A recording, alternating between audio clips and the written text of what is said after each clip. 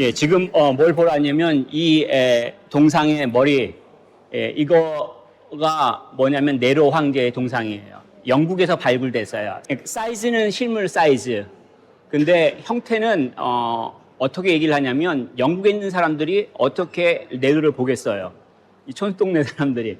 그래서 이걸 어떻게 만들었냐면 동전에 그려져 있는 네로의 얼굴을 보고 만들었다고 얘기를 많이 해요. 그래서 어떤 발생이 생겼냐면 앞에하고 옆에 모습이 연결이 부자연스럽대요.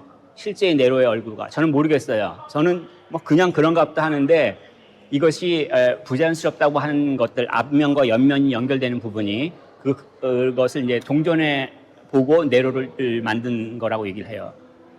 근데 이 보시면은 요 머리 스타일 있잖아요.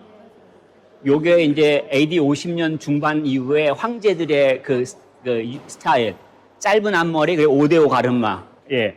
50년대 중반의 황제들의 머리의 그 트렌드예요. 그래서, 오늘 같으면 촌스러운데, 당시로서는 이제 하죠. 이건 오버사이즈라고 하죠. 실제 얼굴보다 좀 더 크게. 의도하는 바가 틀려요, 각각. 이거는 이제, 나랑 내가 그 동상을 봤을 때 내가 조금 기죽는 그런 느낌을 주기 위해서 조금 크게 만드는 것들을 볼 수가 있습니다.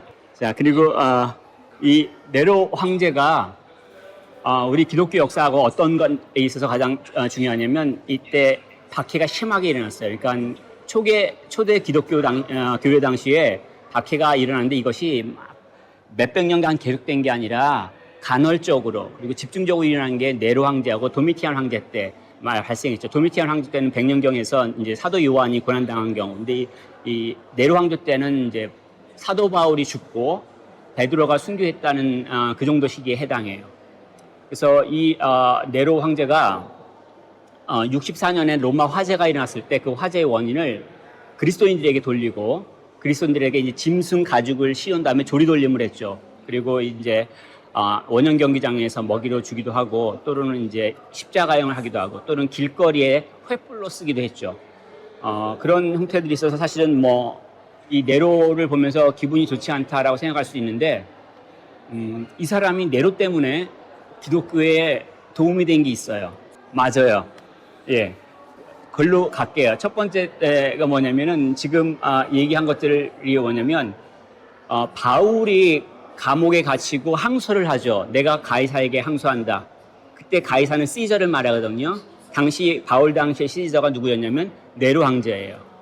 그래서 바울이 로마까지 와서 황제 앞에 기독교를 변증할 수가 있었어요. 그래서 바울이 자기의 모습을 어떻게 얘기하냐면 빌립보서 1장 16절에 보면 내가 복음을 변증하기 위하여 세우심을 받았다. 그러니까 자기가 감옥 안에 있어요. 자기가 죄수가 된 경우에는 나 망했다. 나한테 안 좋은 일이 벌어졌는데 억울하네 라는 생각을 할 수가 있는데 이 바울 같은 경우에는 내가 복음을 변증할 수 있는 그것도 제국을 상대로 그래서 기독교를 전할 수 있는 기회가 됐다라고 본인이 믿고 오히려 빌립보 교회를 교인들한테 격려하죠. 겁먹지 말아라. 오히려 이게 복음의 진보에서 큰 일이다 라고 얘기를 합니다. 그래서 네로 황제 당시에 오히려 박해를 했지만 기독교에 대해서 특별히 복음을 설명할 수 있는 기회가 제국 차원에서 이루어졌다는 것을 좀 볼 수가 있습니다. 그리고 또 하나 예수님의 역사성에 있어서도 네로가 도움을 줬어요. 무슨 얘기냐면 우리가 예수님이 실제 존재하셨던 분이다, 역사적인 인물이다라고 얘기할 때 우리는 어디에 근거하냐면 복음서에 근거해요. 저도 그렇게 믿어요. 충분해요, 저는.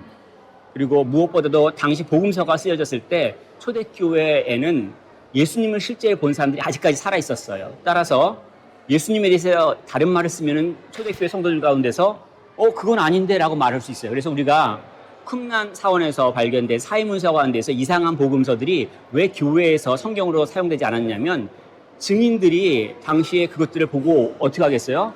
왜 헛소리냐 이런 말 안 했는데 라고 거부할 수 있는 증인들이 목격자들이 교회 내에 있었다는 얘기예요.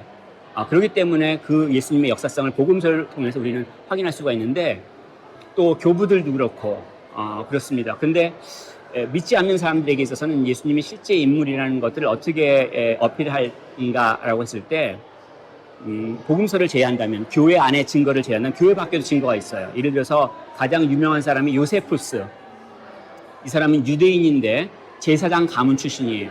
근데 열심당원으로 독립운동하다가 잡혔어요. 그래서 플라비우스하고 타이투스 부자한테 전향을 합니다. 그래서 성을 바꿔요. 플라비우스도 그 가문의 성을 받았어요. 그래서 요세푸스 플라비우스라고 부르는데 유대 고대사를 기록하면서 예수님의 존재에 대해서 설명을 합니다.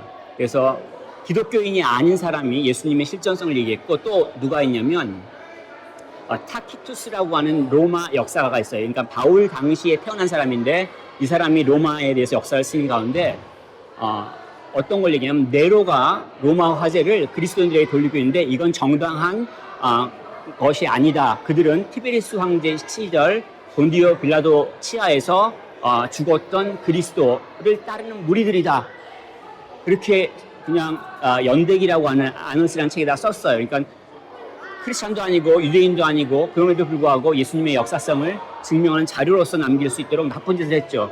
무슨 얘기냐면 하나님께서는 나쁜 짓이라고 우리가 볼 때도 선하게 바꾸실 수 있을 만한 능력이 있다는 얘기죠. 그래서 로마서를 보게 되면 부르심을 받은 자들에게는 모든 것이 합력하여 선을 이룬다라고 하는 것들을 우리가 또 믿을 필요가 있다라고 생각을 합니다.